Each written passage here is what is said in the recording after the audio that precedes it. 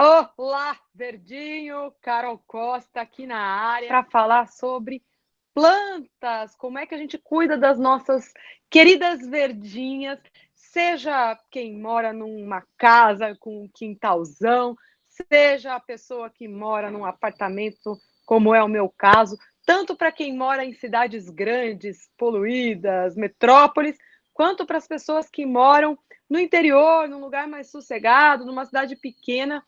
Todo mundo consegue ter plantas em casa. A ideia é justamente que a gente leve o verde para mais gente, para que as pessoas aprendam quais são as necessidades básicas das plantas e possam fazer suas escolhas. Porque, claro, embora seja possível ter plantas em praticamente qualquer lugar, com luz natural, não dá para ter as mesmas plantas em toda a diversidade de espaços que a gente dispõe numa casa ou em toda a região do Brasil. Você vai ver que algumas regiões são mais quentes, são mais úmidas, outras regiões são mais frias, algumas regiões são muito secas. Então, hoje eu vou te ensinar alguns truquezinhos para você ter suas plantas bonitas, dando o mínimo de trabalho possível, porque a gente tem bastante coisa para fazer nessa vida, né? A gente mora num país continental. É importante a gente lembrar que o que vai crescer bem, bonito, feliz e vivaz no norte, no nordeste do Brasil ou no sul do Brasil, não necessariamente vai dar certo no país inteiro. Um clássico, já vou abrir falando sobre ela, é a lavanda. Lavanda que a gente conhece dos campos de flores franceses, aquela planta super perfumada, né, com florzinhas lilazes ou quase azuis. Algumas variedades de lavanda têm as flores mais puxadas para o rosa, outras um pouco mais azuladas, mas essa planta maravilhosa não cresce bem em todo o Brasil, assim como uma grande prima dela, o alecrim. Lavanda e alecrim de folhinhas finas. Repara nas folhas dessa turma. O alecrim com a folhinha que parece um espinho, a lavanda também com aquela folhinha comprida, estreita. Essas são plantas que sinalizam para a gente em plantéis, né? É o que eu quero te ensinar a falar essa língua hoje. Mas em plantéis elas sinalizam para a gente que elas são plantas de local onde venta muito. Essa adaptação que a planta fez de deixar a folha o menor possível foi justamente para que ela não faça, não crie resistência para o vento. Imagina que você tem um folhão bem grande, como uma folha de papel, como uma folha de bananeira, uma coisa muito grande, tropical. Quando o vento passa por uma folha assim, ele rasga ela inteira. É exatamente para evitar isso que o alecrim, que a lavanda, ao longo de milhões de anos de evolução, acabaram reduzindo a área de folha que fica aberta, né, exposta ao vento e ao sol, reduzindo até conseguir chegar nesse desenho clássico que você vê aqui na tela, que é um desenho fininho. Repara que tanto a lavanda quanto o alecrim fazem um tronquinho lenhoso e criam uma moita, né, uma toceira, como a gente fala, em jardinagem. Então o vento passa por ela, ela dá aquela balançadinha charmosa, sai aquele cheirinho agradável para a gente, mas só as pontinhas dos ramos é que acabam ficando expostas ao vento. A maior parte da planta está protegida nesse formato de crescimento de toceira. E está protegida do quê? Justamente da desidratação, porque com o excesso de vento você tem também uma escassez de água. O vento rouba a umidade da folha. E aqui a gente tem as plantas que aguentam o sol, o vento e a maresia. Tanto a lavanda quanto o alecrim são plantas típicas de região mediterrânea. Então, aquela região na Europa onde você vai ter sol, mas um sol menos quente do que aqui do Brasil, e especialmente muita maresia, alta umidade no ar, mas muita maresia e ventos constantes. Estou contando isso porque não necessariamente no local onde você quer colocar a sua planta, a lavanda e o alecrim vão dar certo igual a alface, por exemplo. Né? Então, vou dar aqui um outro exemplo de uma planta que todo mundo conhece, mas que tem folha larga, grande. A área para ser desidratada pelo vento é enorme. Então, esse é o tipo de planta que não curte vento. O que eu estou falando para você aqui é para você aprender a ler a planta. Essas são dicas gerais que vão funcionar para vários tipos de planta e não só para horta. Eu estou usando aqui o exemplo das hortaliças, porque todo mundo conhece, né? Mas pense que quando a planta tem uma folha grande, bem fininha na espessura, mas é uma folha grande, toda macia, a alface desidrata, até se a gente esquecer de colocar ela num saquinho plástico, você deixa na geladeira, ela desidrata. Para você ver como ela é dependente da umidade. Então, geralmente, quando você tem uma planta de folha bem larga, bem fina, grandona, quanto maior a folha, mais fininha, mais água ela precisa. E quanto mais parecida com a do alecrim ou a da lavanda, menos água ela precisa e mais vento ela aceita. Então, pense assim, se você vai colocar a sua jardineira de horta ou de plantas ornamentais na varanda, numa cobertura, numa casa que está no alto de um morro, um quintal muito exposto a vento, você pode experimentar e ir para as plantas de folhinhas miúdas, fininhas. Não só para cacto e suculenta. Toda vez que a gente fala de sol forte e vento, as pessoas sempre pensam em cacto e suculenta, mas eles não são os únicos exemplos. Pense no orégano ou no tomilho, nos muitos tipos de tomilho. Pense em tudo que tem udinha, aspargo, alfinete. Existem muitas plantas com essa folhinha pequenininha, fazendo esse crescimento de toceira. E o oposto, Carol? O oposto dá na mesma. A gente vai ter o mesmo raciocínio, só que na mão contrária. Eu tenho, por exemplo, do Ficus lirata, que é um exemplo de uma planta muito na moda, né? Uma planta arbustiva e que tem folhas bem grandes e que também desidratariam caso ele ficasse exposto a muito vento. O Ficus lirata, ao contrário da alface, tem uma pequena diferença que faz a planta sobreviver a mais sede do que um pezinho de alface. É o porte. O pezinho de alface é uma planta toda frágil. Embora ela tenha folha grande e larga, como o Ficus lirata, o pezinho de alface não tem tronco. Ele não chega a fazer um tronco, ele não tem uma estrutura de raízes profundas, capazes de buscar água caso a planta comece a passar sede. O pezinho de alface só consegue pegar a água que está ali na superfície. Então, se você tem uma planta de folha larga e grande, ainda assim ela pode aguentar um pouco mais de vento ou de sol forte se ela for uma árvore ou um arbusto. Ou seja, se ela começa a ter tronco, que ela começa a ter aquele caule lenhoso, mais resistente, típico das árvores. Tá? Então, chegando dúvidas, a primeira é da Josi Design. Como cuidar de cactos e suculentas no inverno? Josi, as plantas no inverno, você vai notar que com as temperaturas um pouquinho mais baixas, a água que está no solo demora mais tempo para evaporar, né? O calor, quando você tem dias ensolarados e também quentes, ele estimula a evaporação da água em excesso que está nos vasos e nos canteiros. Então, se você está acostumado a regar suas plantas com uma determinada frequência, uma vez por semana, 2 vezes por semana, você vai perceber no inverno que você vai precisar dar um espaçamento maior. Não siga com esse regime de regas igual você faz nos outros meses do ano, porque muito provavelmente o solo vai se manter úmido por mais tempo, por causa das temperaturas mais baixas e principalmente porque a gente tem um sol que não esquenta tanto no inverno, né? O sol do verão esquenta muito mais do que o sol do inverno. Antônia Célia Nascimento da Silva está falando sobre rosas do deserto se devem ser colocadas em um local protegido da chuva. Rosa do deserto é planta de sol forte o dia inteirinho. Vamos ler a planta de novo? Rosa do deserto tem aquele caule carnoso, né? Aquele caule que segura a água para ela. Então ela gosta de sol forte e não gosta de chuva. Carol, mas chove muito na minha cidade. Eu não tenho como dar sol para ela sem dar chuva. Ou eu dou os dois ou eu não dou. Tranquilo. Coloca a sua rosa do deserto num vaso que tenha um substrato preparado com mais areia.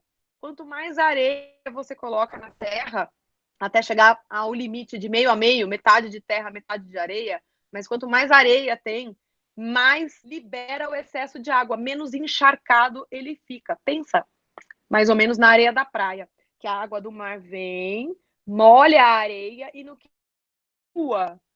essa areia já está ficando seca de novo. Ela seca muito rápido porque o grão é muito grande.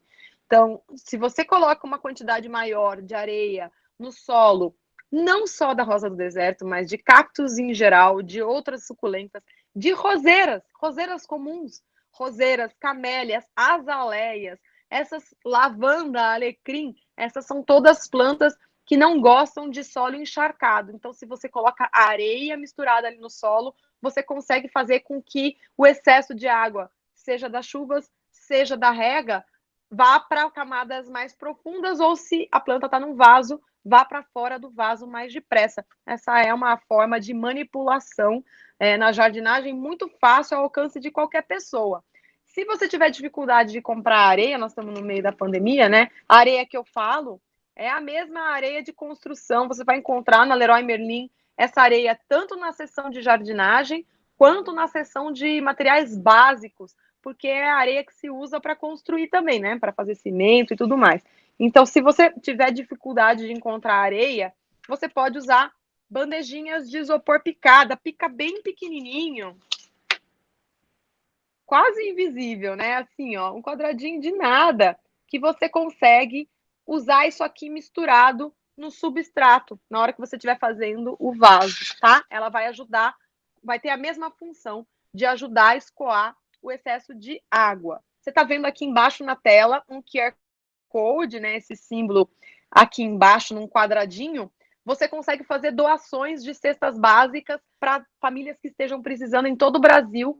Só usar o seu celular para ler esse QR Code e escolher a faixa de doação. A Leroy Merlin está ajudando o SESC a distribuir essas cestas básicas para todo o Brasil, então você também pode ajudar as famílias que estão precisando mais nesse momento de pandemia. A gente sabe que muita gente foi impactada e as famílias, crianças, adultos, idosos e todo o Brasil talvez estejam precisando da nossa ajuda. Então, é a nossa oportunidade de ajudar. Aqui a gente está ajudando você a ter um cantinho verde, mas você pode ajudar a dar alimento para famílias inteiras. Pessoal, uma outra orientação sobre plantas que a gente estava falando aqui desde o começo, sobre ler planta, né? Ler as folhas, entender como é que elas sinalizam para a gente esses cuidados que são os cuidados mais básicos.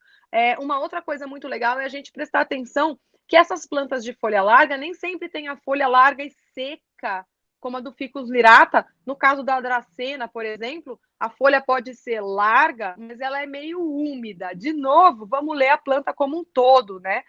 O Ficus lirata tem aquele caule que faz um tronco lenhoso.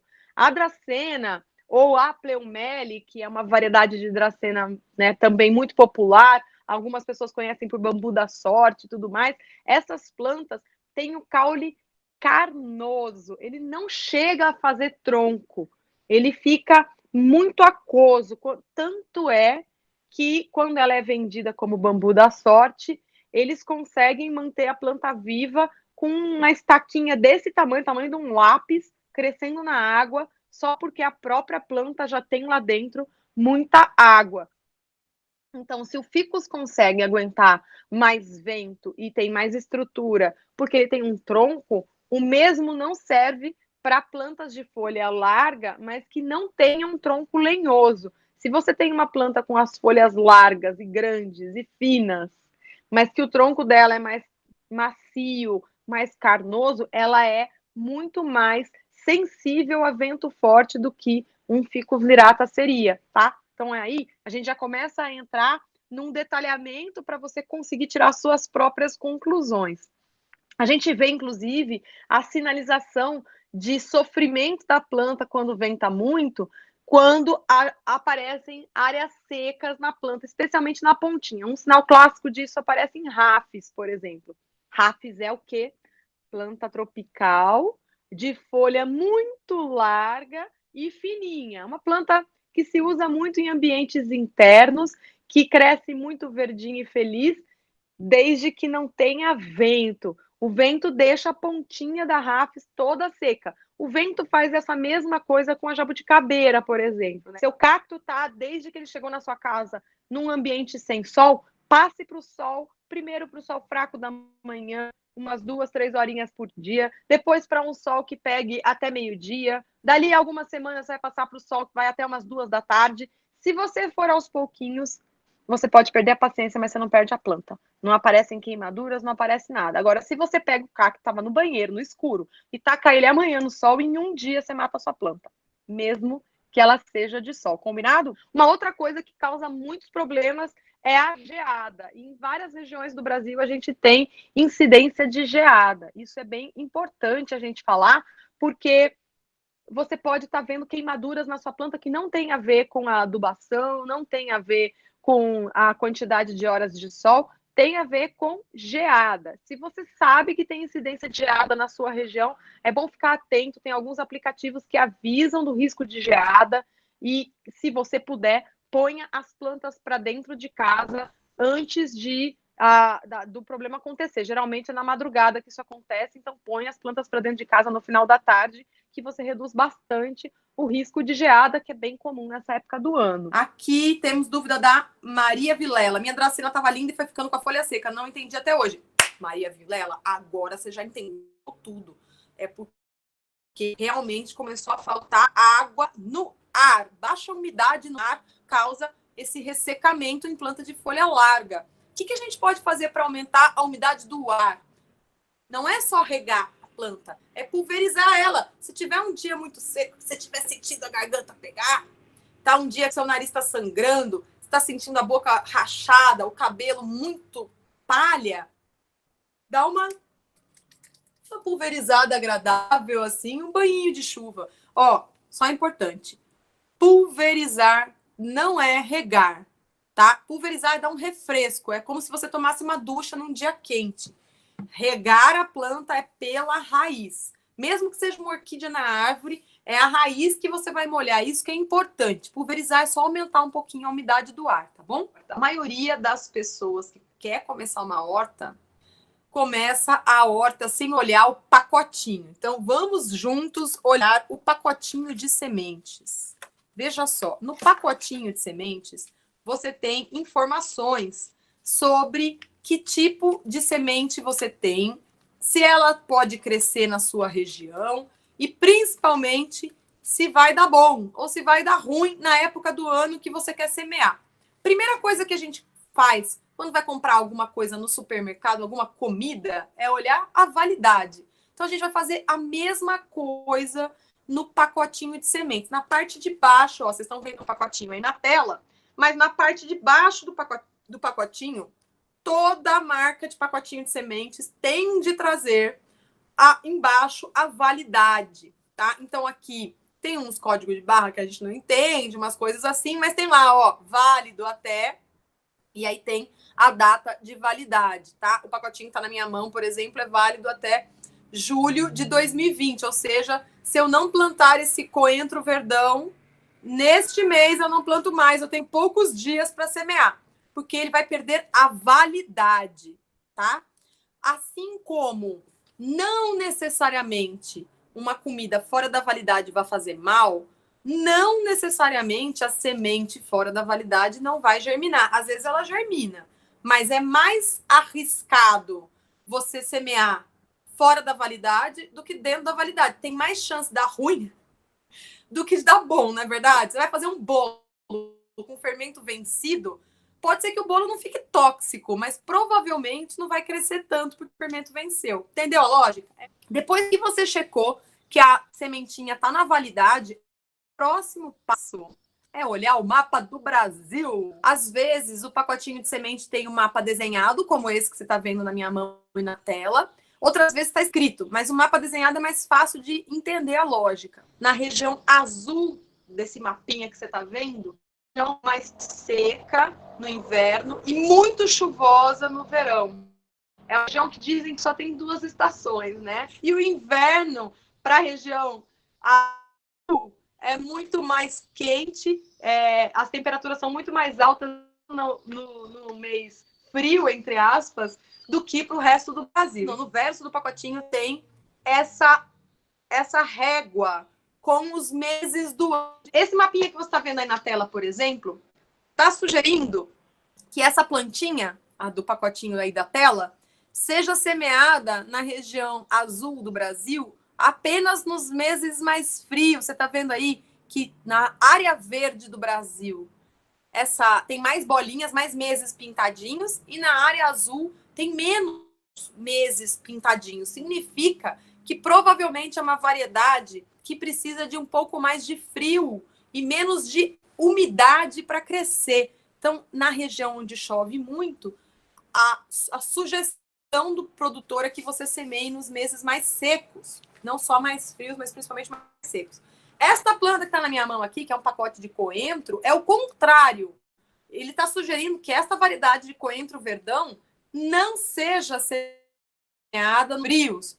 Não dá para ver direito aqui, mas eu estou justamente mostrando que é o oposto do que você vê aqui ao lado, né? Repara que eu tenho um buraco nos meses mais frios, justamente para mostrar que há uma grande variedade. Verdinho, coentro tem truque.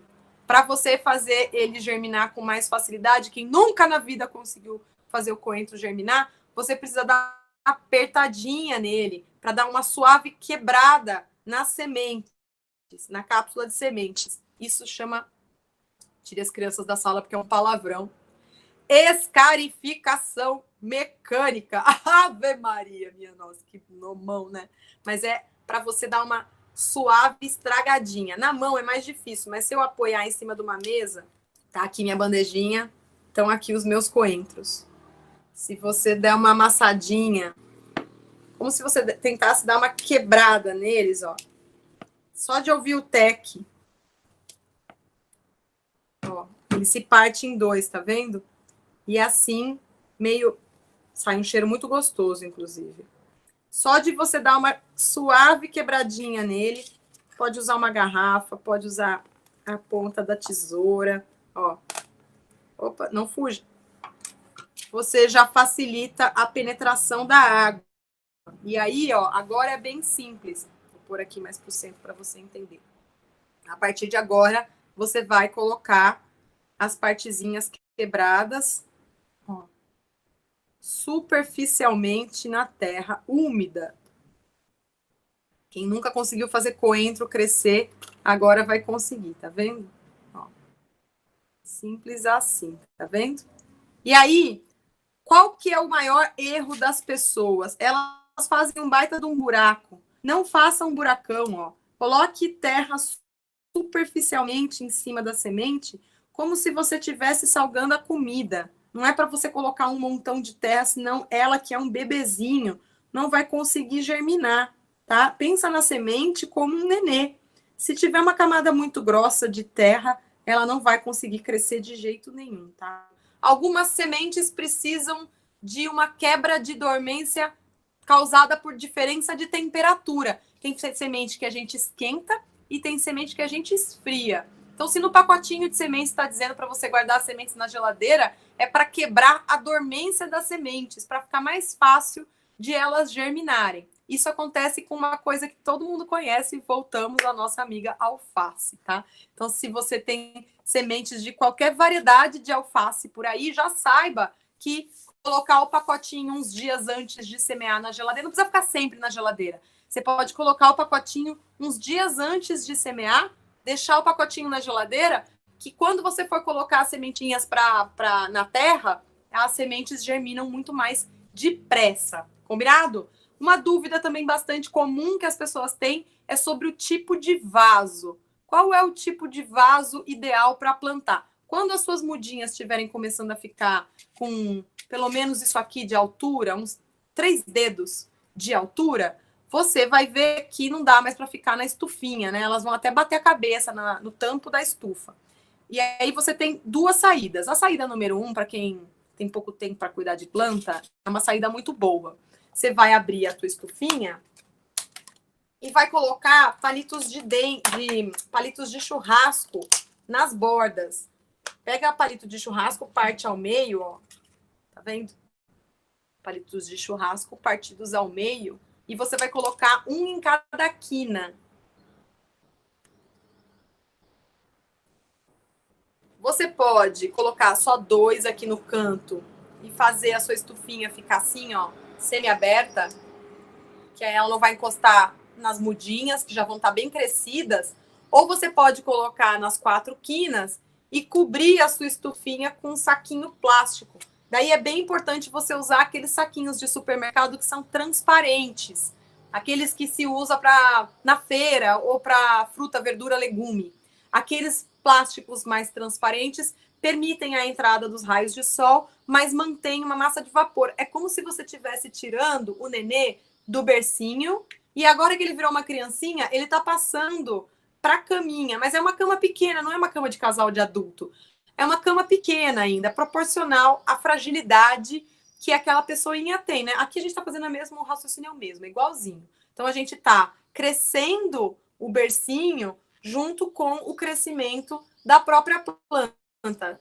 Quando ela começa a encostar, a gente já começa a dar mais espaço para ela, até que a gente já pode tirar do berçário e passar para o vaso definitivo. Muita gente tem dúvida sobre vaso, então eu vou me estender só mais um pouquinho aqui na live para poder explicar isso para vocês. Primeira coisa, pode ser vaso de barro ou vaso de plástico, desde que tenha furo, tá? Os vasos de barro têm a principal diferença de a parede do vaso chupar um pouco da água que tem no substrato. Então, a planta cresce, o substrato está úmido, mas ele está sempre perdendo um pouquinho de umidade para a parede do vaso. O vaso de barro tem uma parede porosa, é como se ele estivesse vivo, ele está chupando um pouco. Isso é muito bom, voltando para o começo da live, para as plantas que não gostam de muita água. Então, de novo, o orégano, o tomilho, a salsinha, a cebolinha, a cibulete, o coentro, essas plantinhas de folha pequenininha, a lavanda, o alecrim, todas vão amar morar num vaso de barro. Um último truque que está muito em alta é o de usar os vasos autoirrigáveis. A diferença, antes de mais nada, é que ao contrário dos vasos de plástico, que tem furos, o autoirrigável não só não tem furo, como ele segura a água de um jeito especial lá dentro. Então, ele tem, normalmente, 2 compartimentos. Às vezes está tudo soldado numa peça só, mas ele funciona de maneira isolada, a parte de cima da parte de baixo. Você tem um compartimento onde fica o excedente da água e um compartimento em cima que funciona, entre aspas, como um vaso de plástico comum furado. O compartimento que tem água não é furado, então o conjunto todo não tem furo. A água fica presa dentro do vaso autoirrigável. O que faz o autoirrigável ser chamado assim? Um pavio que liga, é como se fosse um chumaço de corda que liga a parte de baixo com a parte de cima. Isso significa que quando a planta está com sede, ela puxa a água do substrato e do pavio. Ela enrosca no pavio as raízes e ela chupa do pavio, como se fosse um canudinho. E o pavio, por uma diferença de pressão osmótica, eu sei, é um palavrão também, mais um palavrão nessa live, mas o pavio vai puxando a água dele lá embaixo e chupa do reservatório, ou seja, o reservatório está sempre protegido de mosquito, né, de limo, de coisas assim, e a planta está sempre com as raízes sequinhas porque ela tem essa barreira física, né, que ela não consegue acessar a parte de água. Toda vez que ela tem sede, ela tem que tomar de canudinho. Qual é a parte boa? A parte boa é que se você vai viajar e tua planta está plantada num vaso autoirrigável, ela vai ficar úmida por mais tempo, você não vai precisar ficar preocupado. Qual é a parte ruim? A parte ruim é que o vaso autoirrigável não é bom, não funciona como autoirrigável para plantas muito jovens. Se a planta não tem uma massa de raiz encostando no pavio, não tem como ela puxar a água. Se você comprou uma muda pequena e o vaso autoirrigável está com um pavio mais ou menos nessa altura e a raiz da planta está aqui, entre nesse espaço, ela não consegue puxar água. Ou seja, se você semeou num autoirrigável ou se você acabou de plantar uma muda no autoirrigável muito pequenininha, você tem que usar o autoirrigável nas primeiras semanas como se ele fosse um vaso normal, molhando por cima, até que a planta enraize e grude no pavio. A partir do momento que ela grudou no pavio, ela pode chupar água de canudinho. Mas enquanto ela não consegue chupar de canudinho, você vai ter que molhar por cima, tá? Então é bem importante a gente reforçar essas coisas, que a pessoa vê que o autoirrigável é super prático e muda de ideia depois de levar para casa e perceber que a planta está morrendo. Mas tem água no reservatório. Mas ela é nenê ainda. É como se fosse uma criancinha tentando alcançar a mesa. Ela não consegue comer sozinha. Ela precisa de um cadeirote, ela precisa de uma ajuda. Então, quando a planta que você está plantando no autoirrigável é nenê, você vai precisar ajudar ela molhando por cima. Fechou, pessoal? Ó, vou aproveitar então que nós estamos encerrando para te convidar mais uma vez. Tira uma foto do QR Code que tem aqui na tela e avalie se você não pode participar do Mesa Brasil junto com a Leroy Merlin e com o Sesc, tá? É uma forma da gente levar cestas básicas para as famílias que estão tão necessitadas nesse momento de pandemia no país todo. Então, é um gesto muito pequeno que a gente faz e que pode ajudar muita gente. Espero que você tenha gostado da live. Obrigada por ter me feito companhia até aqui. Obrigada, pessoal da Leroy Merlin, mais uma vez pelo convite. Até a próxima oportunidade. Tchau, tchau.